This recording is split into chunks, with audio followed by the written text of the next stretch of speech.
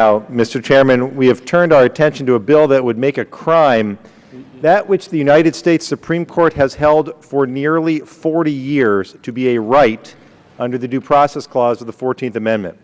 Beyond the fact that the findings of this bill state as fact that a fetus can feel pain at 20 weeks, a view that at best is quite controversial in the scientific community and at worst has been rejected by the mainstream profession.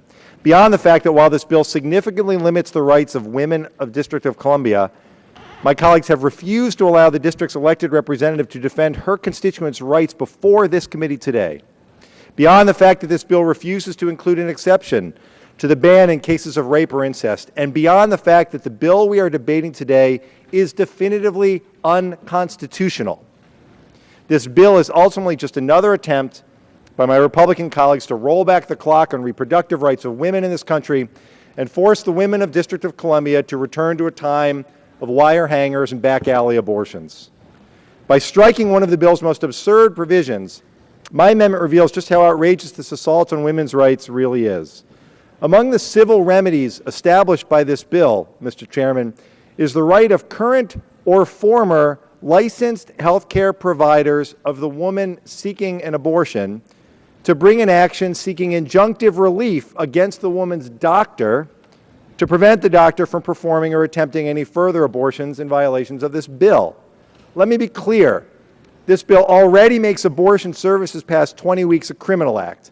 But just in case creating a crime was not enough of a deterrent, the bill adds an absurd civil right of action for individuals just vaguely connected to the woman's life.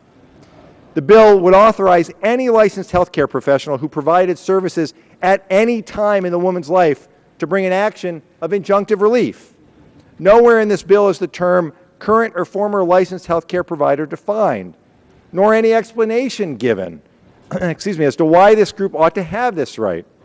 For all we know, this group of potential plaintiffs could include the woman's pediatrician, her elementary school nurse, or even a physician who committed malpractice against her in the past.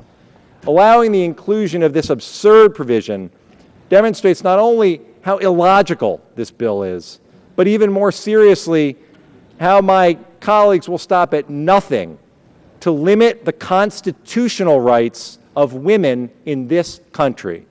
I urge my colleagues to support this amendment.